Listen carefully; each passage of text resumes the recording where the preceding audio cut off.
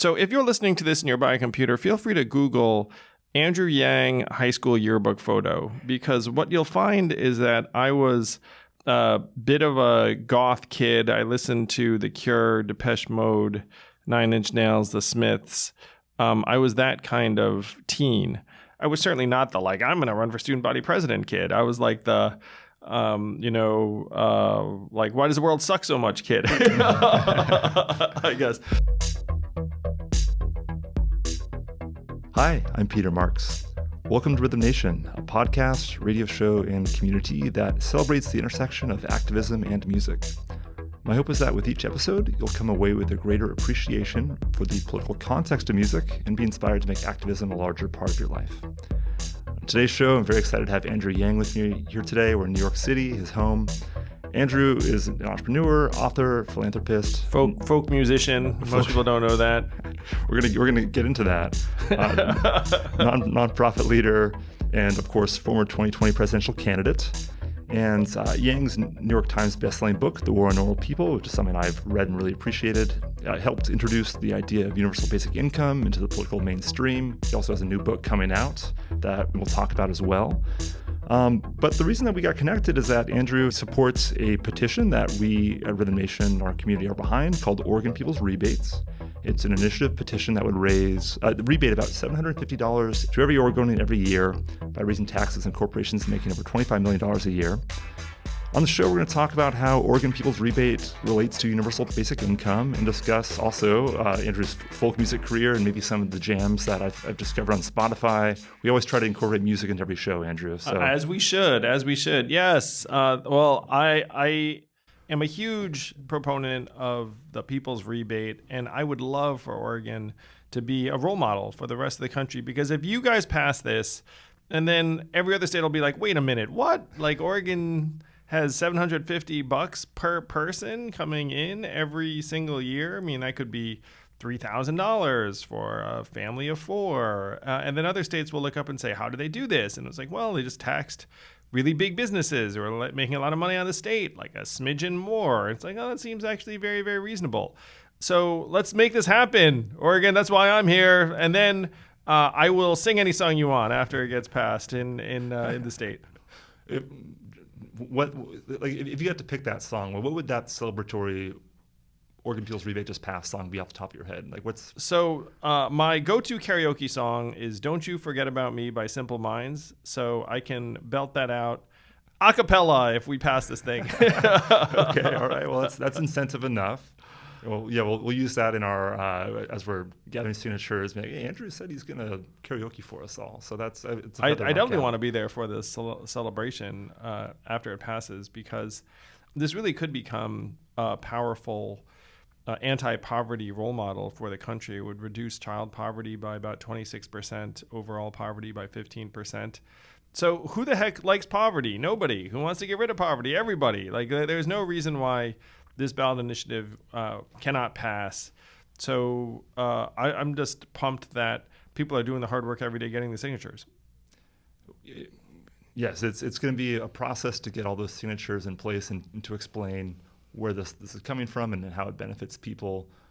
What do you mean? I just did it. Just so I want to talk about how you think of Oregon People's Rebates and universal basic income. You really helped introduce this idea into the mainstream. For those unfamiliar, can you just briefly introduce the concept? Well, if you've been under a rock, universal basic income is a policy where everyone in a society gets a certain amount to meet their basic needs. I campaigned on $1,000 a month or $12,000 a year. For context, as the math guy, the U.S. GDP is around $76,000 per person per year, which I'm going to suggest is enough where you should be able to meet everyone's basic needs. So I started the ante at $12,000 a year. But there are different ways you can achieve universal basic income. It's a very, very old and established idea. Thomas Paine was for it. Martin Luther King Jr. was for it. Milton Friedman was for a version of it called the negative income tax. So it's an idea whose time has come, and Oregon is going to have a version if we can all let people know what's at stake. So some might see the concept of the government giving away money as somehow being at odds with government services. From reading your book, I get the impression you feel they're complementary in some ways. Can you explain how governments can strike a balance between services and direct compensation? There are certain things that we need our government to do that we're not going to do ourselves, and that list is very, very long. Roads, hospitals, schools, bridges. I could give money to everyone in a town, and no one's going to run out and be like, "Let's build this bridge." And if they did, you would not want to go over that bridge. So the government has a massive role to play, but there's also a role to play for people and economic resources in our hands. And so let's say I wanted to help people with a certain goal. Let's say get healthier or improve mental health or improve educational outcomes. Numerous studies have indicated that putting money into your hands is a way to accomplish those things. You might be less stressed out and able to make better decisions. You might be able to live healthier and procure better food. You might be able to spend more time with your kids in a less stressful environment, and also, by the way, improve their nutrition so that they have a better capacity to learn. So money serves a lot of goals, and we should be maximizing, frankly, the utility of something as simple as cash transfers. So your universal basic income plan that you campaigned on for your presidential campaign was $1,000 a month. This is a little bit less. This is $750 per person, which for a family of 4 would be $3,000 a year, which would do the things you mentioned. Overall poverty would decrease by 15%, child poverty down by 26%. What are the just to set expectations? In your book, you talk about the broad-reaching implications of a full UBI program, like you suggested. How does this continue to make progress on that? While and how do you see this being a building block to other things that could be implemented on a national level? Well, I think this is a very, very pragmatic, reasonable step that people can take. And if you look at the numbers, it's staggering that $750 a person actually would have a very significant impact on child poverty or overall poverty. You just think, wait a minute, really? People are that close to the edge where you just give them, $1,500 a year that actually will get them over the poverty line. But it's true, that's where we are. So this to me is low-hanging fruit. If this passes and then people see that, frankly, companies aren't going to stop doing business in Oregon because they have to pay a couple percent, that's not rational. And those are the kind of ridiculous scare tactics that people employ. It's oh, no one's going to want, it's really stupid. And I'll just play this out for a moment. Let's say I'm Amazon or some other company, and I'm selling, hundreds of millions of dollars worth of goods to Oregonians in any given year, and then this passes. Then there's a tiny uptick in the sales tax, and life goes on. I've got a massive accounting department. I've got it's just okay, this passed. So there will be all sorts of strange rhetoric around it, but this is a great step, and I genuinely think it could be a template for other states to follow. So you've maybe had the most conversations of anyone I can imagine around this policy. And one of the things that I sense, and I'm curious to hear if you have any stories around this, is its ability to get through to people who don't think of themselves as progressive or people who want to raise taxes. What have you found? What kind of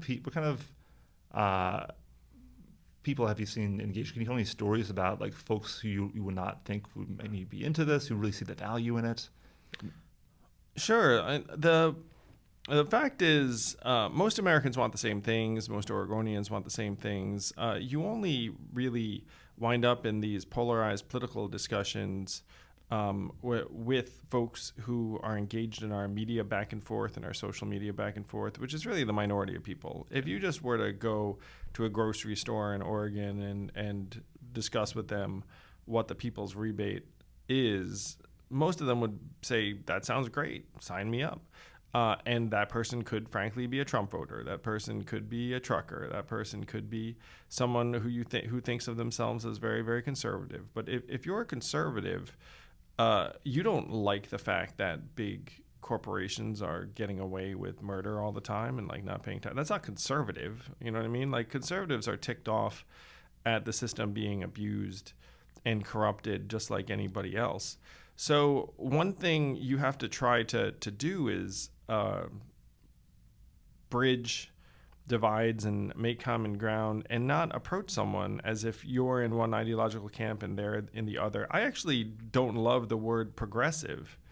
Now, if you were to line up a bunch of progressive policies, you'll find I agree with the vast majority of them. but I think that the term is freighted in a way that is going to turn off at least half of voters. And so why would you do that? If I were to go to, and I did this when I was running for president, if I sat with someone and said, hey, do you think that drug prices are too high? They'd say yes. It's like, you think the pharma companies are getting away with terrible things? Yes. Like, how do you feel about socializing healthcare? Like, no. Like, how do you feel about nationalizing healthcare? No. So it's like a lot of it depends upon the terms you use, the way the idea is presented. If you were to go around to Oregonians and say, do you think that big businesses are getting away with too much and that they should be paying their fair share, the vast majority of people of every political inclination will say yes. So I feel like we're now starting to get towards your book Forward and the themes there. I think that the topic of political polarization is more relevant than ever right now. I kind of subscribe to the Ezra Klein's Why We're Polarized school of thought as in some ways party polarization is sort of a natural response to how our government is set up. I'm curious what your thesis is around Forward, around how we can get around that polarization. Yeah, so let's say you have goals. I have goals. And then you try and achieve them within this current party system. You're going to get frustrated an awful lot. So hats off to you, Peter, and you, Chen, for trying to make things happen through government. A lot of frustration. And the incentives aren't really tied to whether or not we deliver for Americans every day. You kind of pretend that there's accountability. There really isn't right now.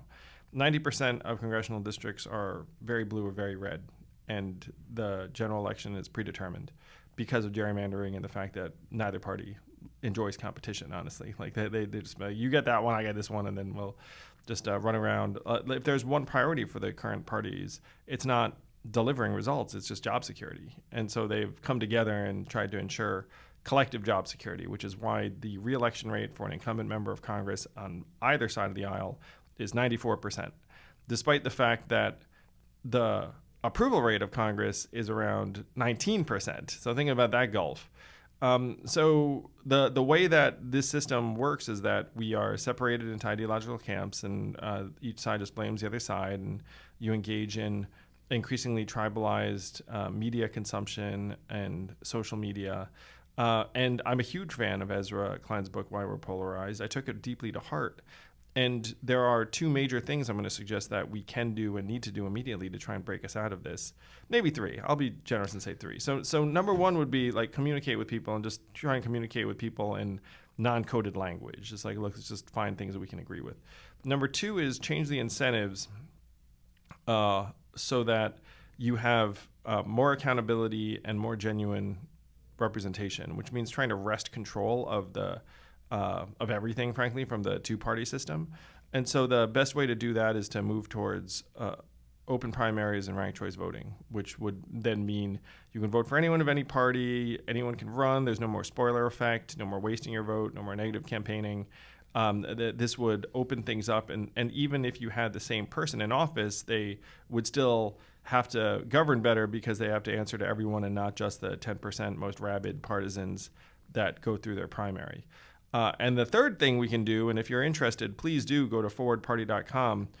We need a third party in this country. We need a positive, unifying movement that's trying to break us free of the duopoly. And the people who participate in Forward Party do not need to agree with on every issue with everyone else. Like, all we need to agree on is the fact that this system will not deliver for any of us, no matter what we want. And so we need to modernize our democracy itself. The two-party system, the polarization is just going to get worse. It's actually going to trend towards authoritarianism. It's a uniquely vulnerable system where if one party succumbs to terrible leadership, let's call him Donald Trump, then you can lose everything. If you look around the world, other modern, resilient democracies have 5, 6, 7, 8, 9, even 18 parties, so that if you have one party have terrible leaders, you don't wind up with authoritarian government. You wind up with one party that needs to get its act together, but they would need to enlist 2 or 3 other parties to get anything big done. Well, I'm glad you mentioned ranked choice voting. That's something I find really promising. I'm glad to hear you remain a fan of it. And actually, for Oregon listeners, you should know that there's a number of ranked choice initiatives in our state legislature. You go to Oregon Ranked Choice Voting, Google that, or OregonRCV.org for more information on that. I do have a question about how you see third parties fit into our current system. We have first past the post voting in most parts of America, where it's whoever gets the most votes wins. A lot of commentators would say that will ultimately lead to a two-party system. And that's kind of well sorted. We talked about the Ezra Klein book. It talks. My interpretation of that is it kind of talks about how this is very natural end state of having these kind of two ideologically polarized parties as a result of our voting system. So I guess I'm curious. The natural end state is actually political conflict and worse. But continue. We might already be there, given where we're at. Yeah. So. Walk me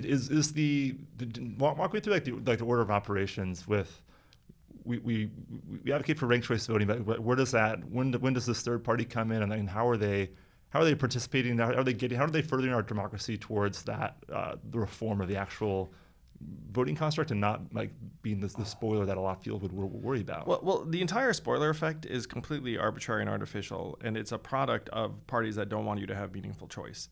If we were concerned about the spoiler effect, we would just shift to ranked choice voting tomorrow, and there's no more spoiler effect.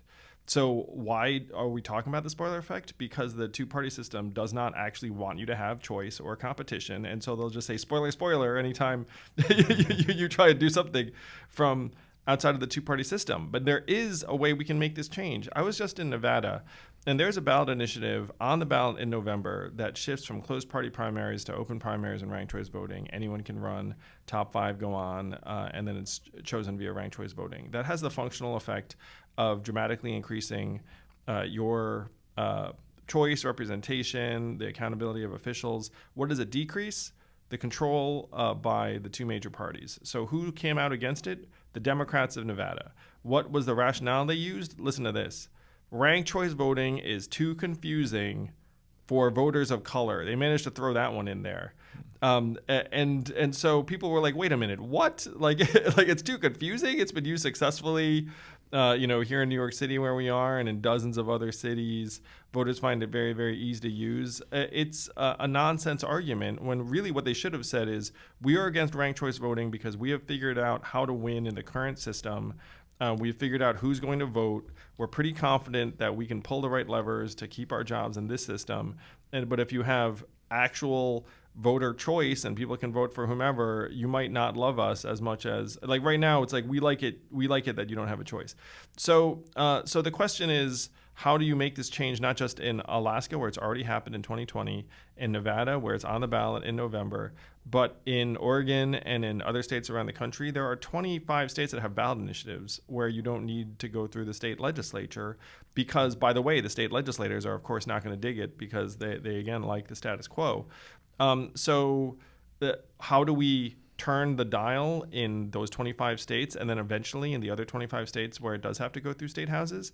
That's where you need the Forward Party and a third party movement that says, look, wherefore a dynamic multi-party system. In my mind, there should be 4, 5, 6, maybe 7 political parties in this country, but you have to start by going from 2 to 3. So anyone who thinks that we need to go from 2 to 3, join the Forward Party. Let's turn the dial, change it so that anyone can compete. And then we can start migrating towards what in my mind should be a 5 or 6 party system. You mentioned the Oregon ballot initiative process. We in Oregon really take pride in being the first state to vote by mail. We recently became the first state to decriminalize all drug possession a couple of years ago. We're a state that's not afraid to take chances, and it's been kind of inspiring to see some of these initiatives outperform like Democratic politicians who usually win in the state. Like usually, like these sort of out of the box solutions end up being more popular than whatever partisan choices on our ballots. What, was weed in one of them? There was, right? Yeah, we were the first, I believe, the first state to decriminalize marijuana possession, not the first state to That's what I'm talking about. legalize it. So yeah, I mean, yeah, Power to the people, Oregon. That's really what we're about. Power to the people. Yeah. So talk to me about like that. What are opportunities you see for direct democracy, and really the opportunity that people in Oregon have through like this Oregon People's Rebate and other ballot initiatives that's like so special in this moment. Yeah, these are the big opportunities. It's one reason why I love the People's Rebate. It's going to show what's possible, and you just need to get everyday Oregonians who just want a better life on board. There's not a giant machine behind it. You know what I mean? The people need to get behind it and should be behind it. There are going to be some people that try and demonize it and fight it because, sure, there'll be some business interests and the rest of it. But ballot initiatives are a golden opportunity. Again, if you have a choice between trying to appeal to everyday voters and saying, look, we all want this, so vote for it, or trying to get something through a state house that is overrun by corporate interests and, frankly, self-serving politicos themselves, I'd much prefer the former. You know what I mean? That's one reason why I think this ballot initiative is so important, because it can shame other states to follow suit. So you're coming to Oregon in a couple weeks. Yes, I'll be there. I'm back. Yeah, you're doing, I understand you're doing like a 4-party event on Thursday, June 9th, and then an event with Oregon People's Rebate on Friday the 10th. That sounds right. At Holocene. Yeah, we're very excited about that. I've been involved a little bit with the Holocene event, which will have a musical component to it. That's like, a big part of Portland's culture is really coming together through music. I'd love to pivot a little more towards the musical part of the show. Sure, Rhythm Nation, I got you. All right, so I've reviewed this playlist of Yang's favorite jams that you got on Spotify. This is like my main window into your musical taste. Yes. I'm curious, like, can you tell me about any of these songs, or really any song that like has inspired you on this journey from entrepreneur to now like a thought leader in civics and on politics? Like what songs might have played a role or come up from that journey? I'm very, very happy to share. So if you're listening to this and you're by a computer, feel free to Google Andrew Yang high school yearbook photo, because what you'll find is that I was a bit of a goth kid. I listened to The Cure, Depeche Mode, Nine Inch Nails, The Smiths. I was that kind of teen. Any specific like songs from those artists? Like How Soon Is Now by The Smiths. I went to the Wish tour, so that album by The Cure. So that one had Friday I'm in Love and a lot of those other classics. The Violator. So the Depeche Mode tour is the first concert I ever went to. So that was Enjoy the Silence and Personal Jesus and things like that. So those are some of the songs that I grew up with. And I went to college and law school and became an entrepreneur and the rest of it. But I still had this kind of anti-establishment streak that has been with me, I think, the entire time. And there were times on the trail when I would listen to some of these songs that are on this playlist here, like, oh, look, Friday, I'm in Love by The Cure. And there are a couple of more modern songs here, like Dog Days Are Over by Florence and the Machine was one of my pump-up songs. But songs that would remind me of who I was as a young person, and try and make myself appreciative of the fact that, like, wow, I have the opportunity to do something impactful and meaningful in a way I never would have imagined as a kid. Because when I was a kid, I was certainly not the, like, I'm going to run for student body president kid. I was like the, like why does the world suck so much, kid? I guess. So maybe that helps with the musical taste element. I'm going to scroll down the Spotify list and see what else is on this thing. Look at that. But these are my songs. This is all real. Looking down. Oh, look, How Soon Is Now made it. This Charming Man by the Smiths. Sure, definitely. Some random songs here, like Just Another Day by John Cicada. I do have a 90s soft spot too. 80s and 90s. My favorite artist of all time is probably Prince. I don't know if that also is consistent, but I saw him perform a number of times. Really? Where did you see him perform? In what year is it about? I saw him perform once at a very small venue here in New York, the Roseland. Oh, amazing. Yeah, so that was incredible. And then I also saw him perform at a bigger venue with my brother.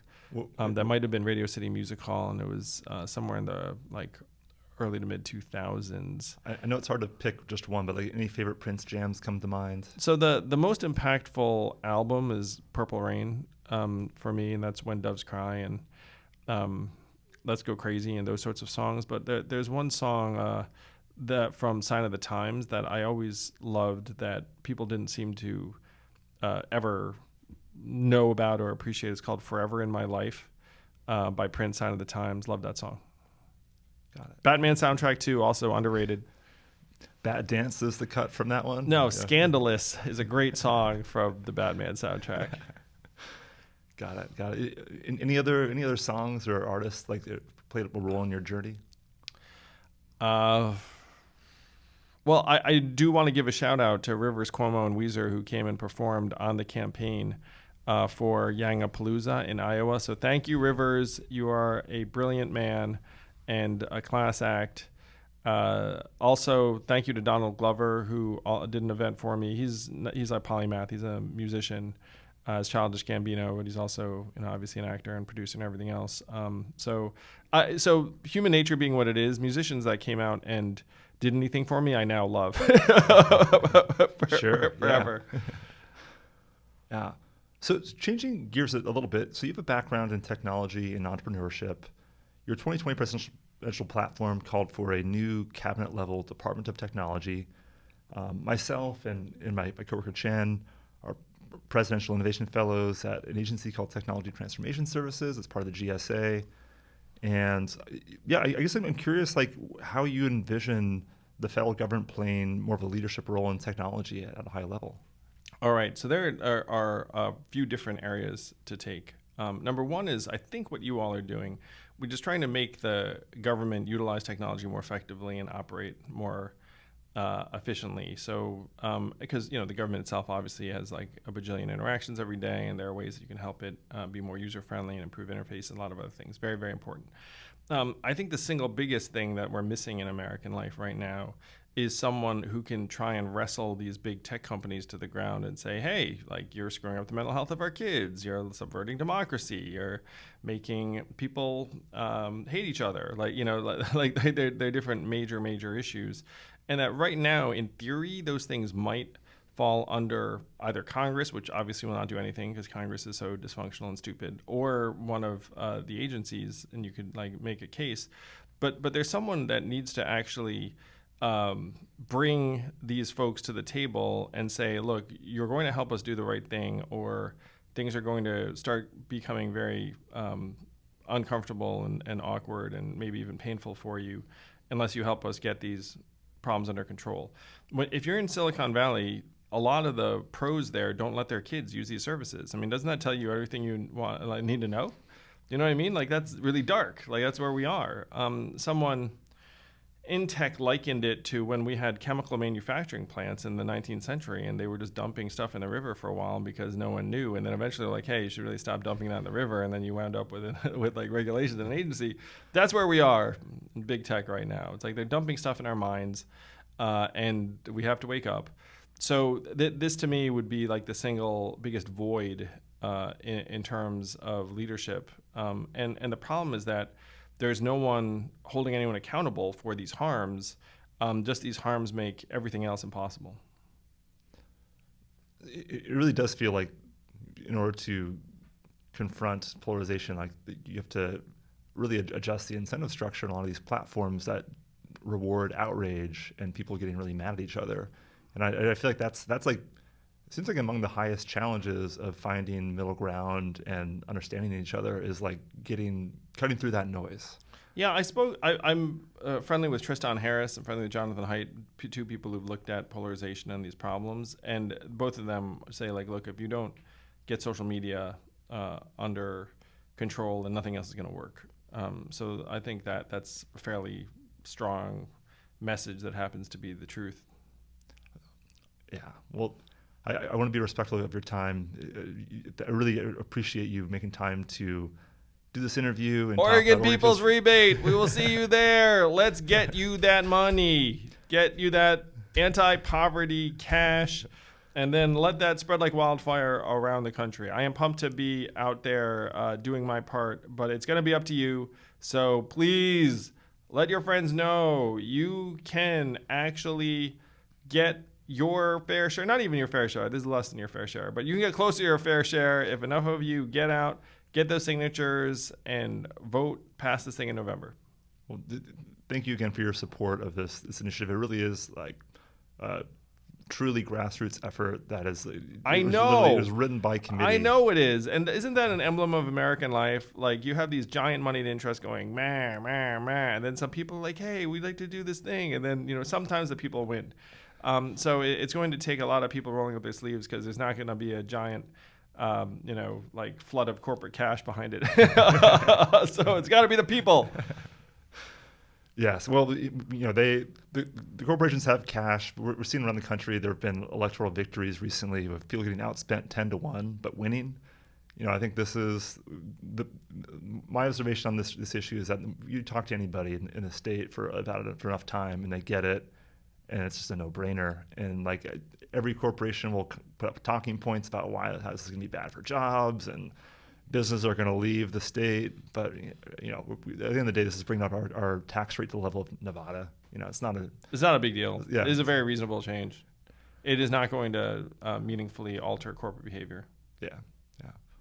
Well, thank you again for your time on the show. Really appreciate you taking this time in our day to come to us. And again, I'll post some information about your events coming up in Oregon in the next couple of weeks, and we'll see you out there. We'll see you soon, Oregon.